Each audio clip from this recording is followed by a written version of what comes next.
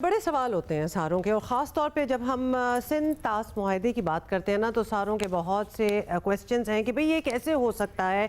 और ऐसे क्वेश्चंस भी हैं कि क्या पानी को रोका जा भी सकता है, पानी को डाइवर्ट किया जा भी सकता है या नहीं। तो ये सारे सवाल जो हैं आज हम पूछने लगे हैं। पाकिस्तान की किताबों में आपने बहुत कुछ पढ़ा होगा, लेकिन अब दोबारा से रिवाइज करने का वक्त जो है ना वो कुछ दिन से हुआ चाह चुका है। Absolutely. तो शिराज अहमद साहब ने हमें ज्वाइन किया। एडिशनल इंडस वाटर कमीशन हमारे साथ मौजूद हैं। शिराज साहब ने वक्त दिया। बहुत शुक्रिया शिराज साहब। पहले तो आप हमें एक मुख्तसर बता दें कि सिंध तास मुआहदे के तहत भारत पाकिस्तान को कितना पानी देने का पाबंद है, कितना पानी रोक सकता है। ये बड़ी बेसिक्स हैं, ये हमें समझा दें।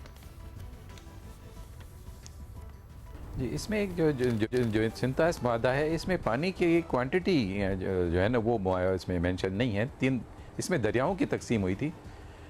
3 दरिया जो वेस्टर्न रिवर जिसको दरिया हैं बड़े, जो इंडस, झेलम और चनाब, ये पाकिस्तान को मिले थे ट्रीटी में। और जो रावी, सतलज, ब्यास जो छोटे दरिया हैं, मशरकी दरिया जिनको कहते हैं, वो इंडिया को मिले थे फुल।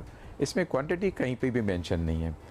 तो वो इसमें जो तीनों दरियाओं का पानी जो वहाँ से आता है, इंडियन ऑक्यूपाइड कश्मीर से और इंडिया से, हिमाचल प्रदेश से चनाब का पानी आता है, और कश्मीर से दरिया झेलम का, और लद्दाख का, कारगिल से इंडस का, वो तमाम पानी पाकिस्तान के लिए मौक़ है।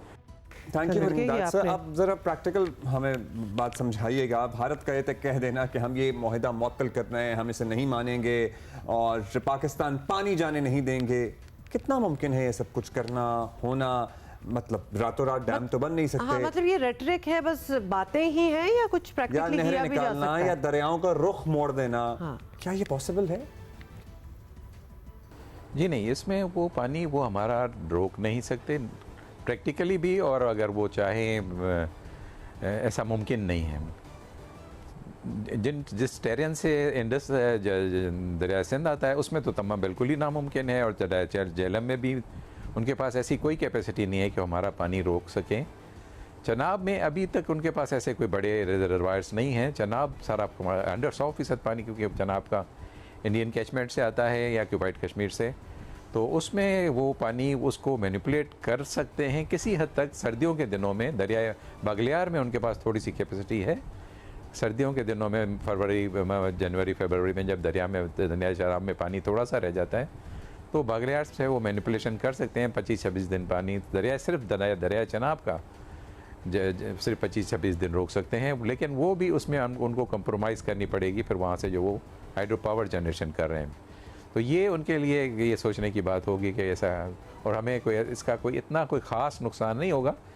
यहाँ पर पंजाब में थोड़ी सी उस वक्त ज़रूरत होती है तो पानी की गंदम की फसल के लिए, लेकिन वो उससे ज़्यादा उनका बहुत बड़ा नुकसान होगा। जो 900 मेगावाट की पावर की जो उनकी कंप्रोमाइज़ होगा। तो ये सिर्फ उनके पास चनाब में थोड़ी सी मामूली सी कैपेसिटी है कि वो सिर्फ सर्दियों के दिनों में कुछ दिनों के लिए चनाब का पानी जो है वो, लेकिन ऐसा इसके लिए उनको अपना इकोनॉमिकली देखना पड़ेगा कि क्या वो उनका नुकसान है या ज़्यादा है या हमारा नुकसान ज़्यादा। तो फिर तो ये बिल्कुल ज़िद ही लग रही है। तो ये बताइएगा कि अगर भारत की ज़िद रहती है कि हम मुआहदा ख़त्म कर रहे हैं, तो पाकिस्तान के पास फिर लीगल ऑप्शंस क्या होंगे कि कौन सा आलमी इदारा गारंटर है जो इस सिलसिले में हमारी प्रोटेक्शन करेगा? क्या वर्ल्ड बैंक को बीच में दोबारा से आना पड़ेगा या कोई और लीगल अथॉरिटी हो सकती है? देखिए, इसमें टीटी में जो तीसरा फरीक है वो वर्ल्ड बैंक है। उस वर्ल्ड बैंक ने ही ये टीटी नेगोशिएट करवाई थी फर्स्ट टाइम जब 1960 में, और वही कुछ के शिकों के लिए और कुछ आर्टिकल्स के लिए गारंटर है। वही वर्ल्ड बैंक ही न्यूट्रल जिसका जो डिस्प्यूट रेजोल्यूशन मैकेनिज़्म है, वर्ल्ड बैंक ही न्यूट्रल एक्सपर्ट को अपॉइंट करता है, और उसके जो कोर्ट ऑफ आर्बिट्रेशन में भी वर्ल्ड बैंक चेयरमैन को अपॉइंट कर सकता है। तो वही एक इदारा है जिसके पास हम फौरी तौर पे अगर हम जाना चाहें तो जा सकते हैं, क्योंकि इस वक्त उनके जो ट्रीटी को मुअत्तल किया है तो चैनल ऑफ कम्युनिकेशन दोनों कमिश्नर्स का तो नहीं रहेगा।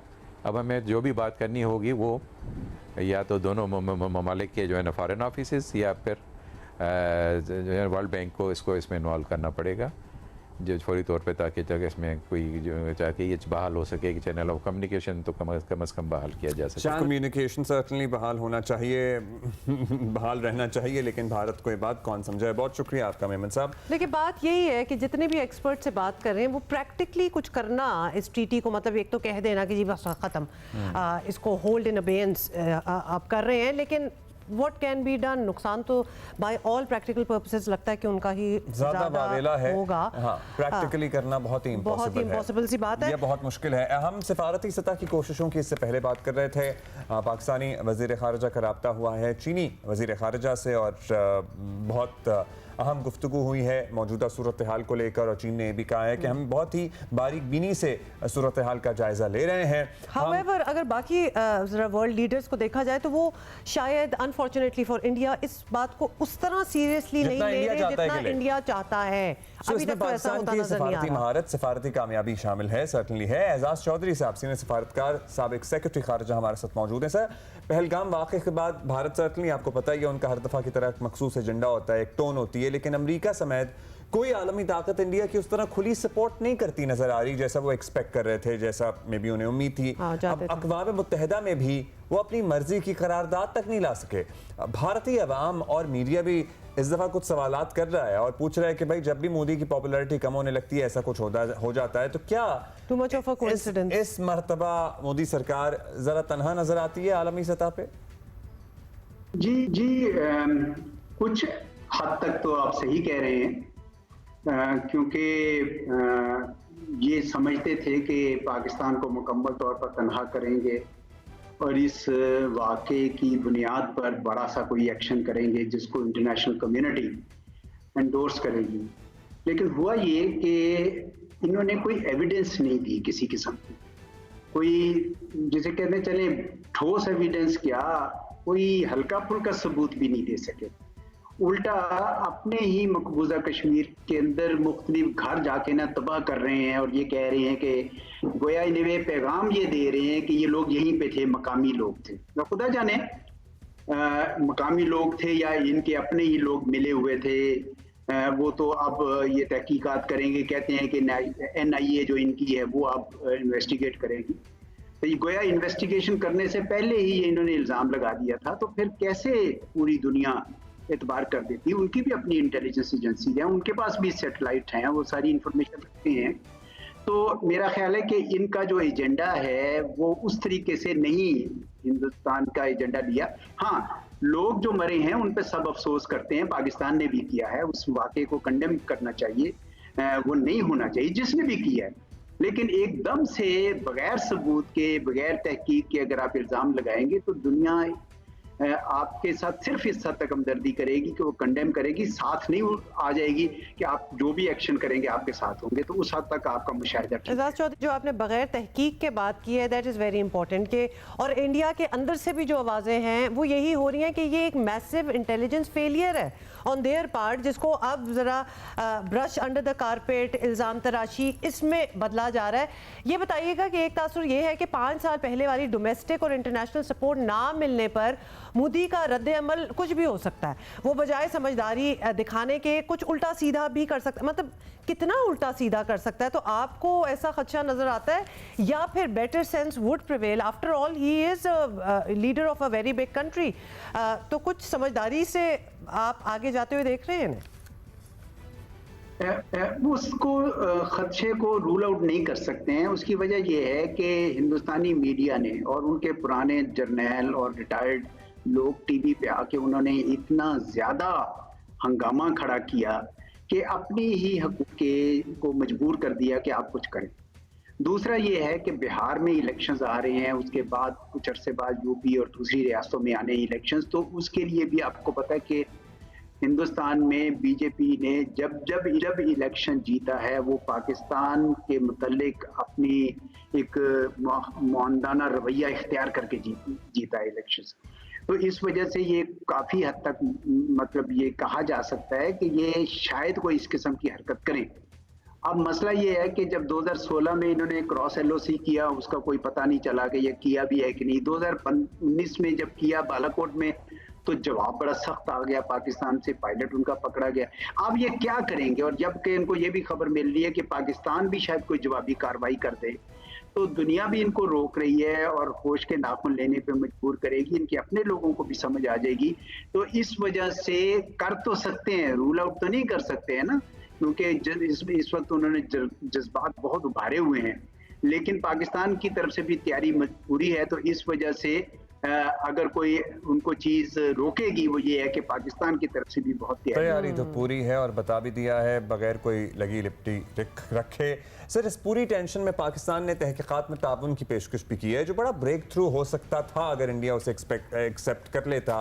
मुस्बत जवाब लेकिन हम एज बी एक्सपेक्टेड नहीं मिला हमें। तो क्या ऐसे में किसी आलमी इदारे की जरूरत नहीं महसूस होती जो इन मामलात में, ऐसी सूरत हाल में एक न्यूट्रल इन्वेस्टिगेटर का किरदार कोई अदा कर सके? इंडिया नहीं मानेगा वैसे। हाँ, कोई ऐसा फोरम है ऑलरेडी? इंटरनेशनली तो अक़वाम मुत्तहिदा ही सबसे अच्छा फोरम हो सकता था, लेकिन अक़वाम मुत्तहिदा को आपको पता है कि उसकी पहले ही जो करारदादें थी कश्मीर से हवाले से, वो भी हिंदुस्तान ने उसकी कोई इम्प्लीमेंटेशन नहीं की, और बड़ी सारी ताकतें आहिस्ता आहिस्ता अक़वाम मुत्तहिदा को पीस एंड सिक्योरिटी के मामलात में साइडलाइन कर रही हैं, तो वो तो नहीं हो सकता। दूसरा भी कोई अगर मुल्क करना चाहे, अमेरिका या कोई और मुल्क, तो उसको भी पता है कि हिंदुस्तान नहीं पसंद करता कि थर्ड पार्टी इंटरवेंशन आए, तो चुनाचे वो भी ज़्यादा उसमें अमल दखल नहीं करते हैं। तो ये मेरा नहीं ख्याल कि कोई इंटरनेशनल इंटरवेंशन कोई ऐसी होगी। हाँ, अलबत्ता इंटरनेशनल कम्युनिटी ने चूंकि इनका उस तरह साथ नहीं दिया जिस तरह इनकी तवक्को थी, तो शायद इसके ऊपर कोई थोड़ा सा इनका हाथ रोकने पे कोई ना कोई ये मजबूर हो जाए। अब क्या ये किसी और किस्म की इन्वेस्टिगेशन कबूल करेंगे, मुझे वो भी नजर नहीं आ रहा। पाकिस्तान ने तो ऑफर कर दिया, अगर चाहे ये शायद पाकिस्तान की कमजोरी समझें इसको कि आपने ऑफर किया, क्योंकि पहले भी हमने जब भी ऑफर किया है, पुलवामा के वक्त हमारे वजीर आजम ने ये भी कहा कि हम आपको फोन कॉल करते हैं, ये फोन कॉल भी नहीं दे रहे। ये एक हवा के घोड़े पर सवार हैं, इनके साथ कोई बहुत अच्छा किस्म का जो एक्शन आप लेते हैं उसकी कोई सच्ची बात है, कोई उसको ये कमजोरी ज्यादा समझते हैं। हम तो शुरू से डायलॉग करते रहे, लेकिन इन्होंने तब भी नहीं, पिछले 2016 से इन्होंने डायलॉग भी नहीं माना। तो आज आप इन्वेस्टिगेशन कहें कि जी ट्रांसपेरेंट इन्वेस्टिगेशन, ये कहाँ लेते हैं इन्वेस्टिगेशन ट्रांसपेरेंट?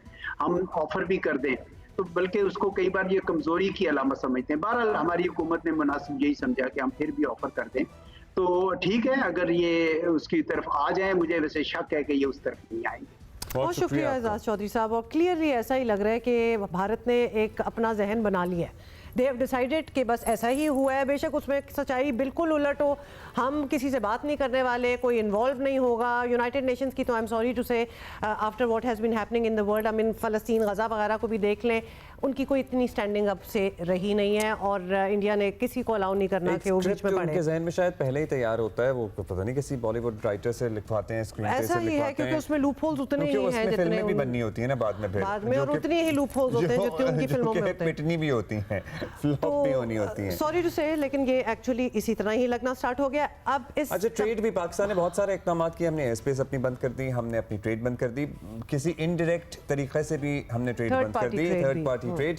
अशरफ मलकम हमारे साथ मौजूद हैं, जरा उनसे सेंस लेते हैं। अशरफ, प्लीज हमें बताइएगा, ट्रेड किस सतह पे थी before this incident took place Pakistan और इंडिया के दरमियान? डायरेक्ट क्या क्या आ रहा था थ्रू वागा, और इनडायरेक्टली क्या क्या आ रहा था?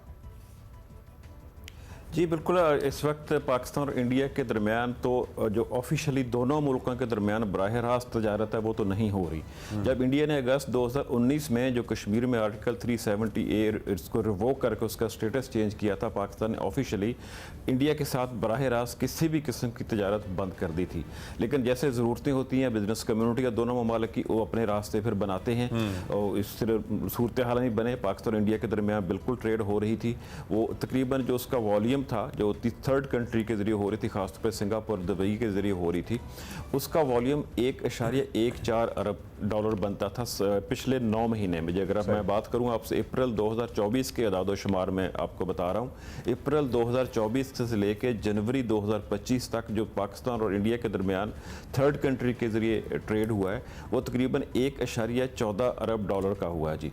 उसमें जो उसका ब्रेकअप देखें उसमें इंडिया का बहुत अपर हैंड था। पाकिस्तान ने जो एक्सपोर्ट्स की थर्ड कंट्री के जरिए इंडिया को, वो सिर्फ 0.42 मिलियन डॉलर की, यानी कि 42 लाख डॉलर बनती थी वो।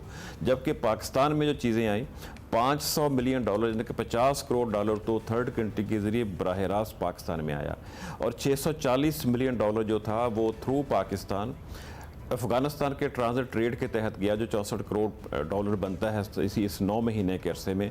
इससे आप अंदाज़ा लगा लें कि 500 मिलियन डॉलर या 50 करोड़ डॉलर पाकिस्तान को, और 64 करोड़ जो है वो अफगानिस्तान को पाकिस्तान के थ्रू गया। 1.14 अरब डॉलर मजमूई तौर पर बनते हैं, जो किसी भी तरीके से पाकिस्तान के साथ ट्रेड हुआ या थर्ड कंट्री सिंगापुर दुबई के ज़रिए अफगानिस्तान की ज़रूरत की चीज़ें, वो 9 महीने के अदादोशुमार के मुताबिक 1.14 अरब डॉलर पाकिस्तान। जी अशरफ, ये भी समझा दें हमारे देखने वालों को कि in the grand scheme of things इसका नुकसान होना, ये पाकिस्तान के लिए बहुत मेजर नुकसान होगा कि ये थर्ड पार्टी ट्रेड भी अगर इंडिया के साथ हो रही थी, जो कि अब नहीं होगी। नहीं, इंडिया को क्या खमियाजा भुगतना क्योंकि इंडिया पड़ेगा? को तो फिर लगता है कि ज्यादा इसका असर है। हाँ, उसमें मैंने अर्ज किया ना जी, पाकिस्तान की जो एक्सपोर्ट्स थी इंडिया को वो तकरीबन 42 लाख डॉलर्स की थी सालाना। 42 लाख डॉलर पाकिस्तान की जो एक्सपोर्ट्स कम होंगी, इस जो भी रिसेंट डिसीजन हुआ कि इंडिया के साथ किसी भी किस्म का लेन देन बराह रास्त या तीसरे मुल्क के जरिए नहीं किया जाएगा। पाकिस्तान की जो एक्सपोर्ट्स इंडिया को हुई हैं पिछले 9 महीने में 42 लाख डॉलर हुई हैं, जबकि इंडिया से जो पाकिस्तान के जरिए अफगानिस्तान चीज़ें गई हैं या इंडिया से पाकिस्तान आई हैं वो 1 अरब 14 करोड़ डॉलर की बनती हैं जी। मतलब इंडिया को जो बराह रास्त नुकसान होगा, जो उसकी तजारत या उसका एक्सपोर्ट कहें, तजारत तो नहीं है जो एक्सपोर्ट ही है, क्योंकि पाकिस्तान की तरफ से बहुत कम चीज़ें इंडिया को गई हैं। 1 अरब 14 करोड़ डॉलर का उसको 9 महीने के दादोशुमार के मुताबिक नुकसान हुआ। अभी साल के फिगर नहीं है जी, जून तक उसके साल के फिगर्स होंगे।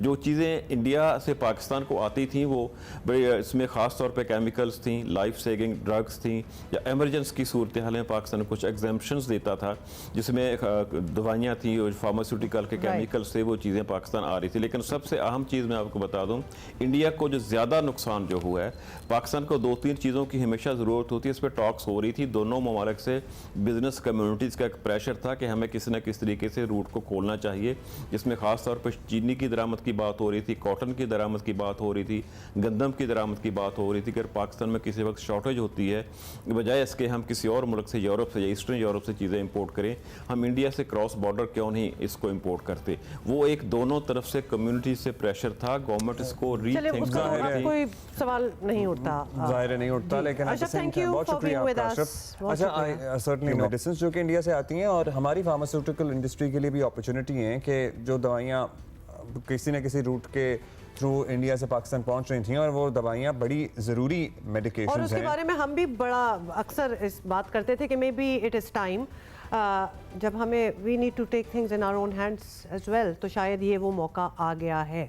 अच्छा जी, जो फ्लाइट एयर रूट्स जो बंद हुए हैं ना, वो I know personally, I know people who are suffering India से, जिन्होंने, बहुत से ऐसे होते हैं जो कि डायरेक्ट वाघा अटारी के थ्रू भी अंदर आ जाते हैं, जो Pakistani origin but with foreign passport, जैसे अमेरिकन पासपोर्ट हो जाए, उनके लिए तो ऐसा मुश्किल है कि now they have to go to a neutral country, buy a new ticket and then come. And there are so many families जिनकी इंटर मैरिजेस हुई हैं, मतलब पाकिस्तानी लड़का है, American Pakistani, American Indian, so उनकी आपस में शादियां हुई हैं, जिनके पास एक और नेशनैलिटी होती है। सो वो होता है।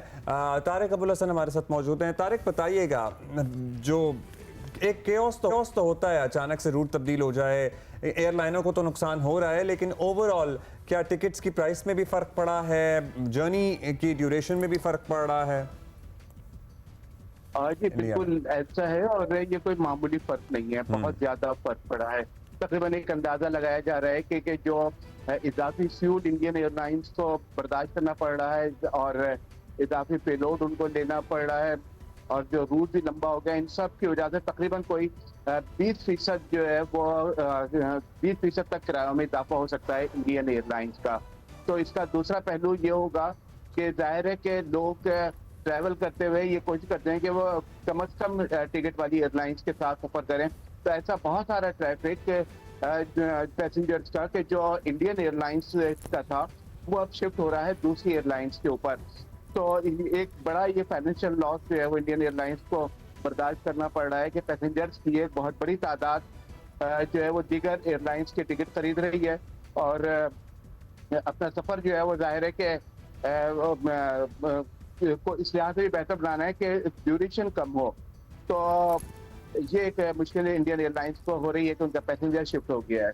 अच्छा, कुछ ऐसा भी डेटा है तारिक कि अब मतलब क्योंकि ऑब्वियसली अब ये समर भी आने वाला है और जिसमें ट्रैवल बहुत ज़्यादा होता है, तो कुछ लोग अपना फैसला ट्रैवल करने का वापस ले रहे हो only because of the fact कि वही सफ़र बहुत लंबा, टिकट्स बहुत ज़्यादा हाई हो जाएं।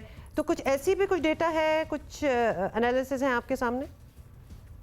देखिए अभी तो ये बहुत अर्ली है, तो इस हवाले से तो कोई डाटा भी दस्तियाब नहीं है। आज तो ये पाबंदी लगे कोई चौथा दिन है और पाकिस्तान ने ये अनाउंस किया हुआ है कि वो 1 महीने के लिए ये पाबंदी लगा रहा है। तो शायद लोग इंतजार करेंगे क्योंकि गर्मियों की छुट्टियां जो है वो जून जुलाई में होती हैं, तो इसलिए थोड़ा सा इसके ऊपर फौरी तौर पर फिगर नहीं है। लेकिन बहरहाल ये उन पैसेंजर्स के लिए एक बड़ी मुश्किल है कि जो बहुत सारे इंडियंस जो हैं वो गल्फ के अंदर मुलाजिमतें कर रहे हैं, तो ये छुट्टियों में ही जो है उनकी फैमिलीज वापस आती हैं।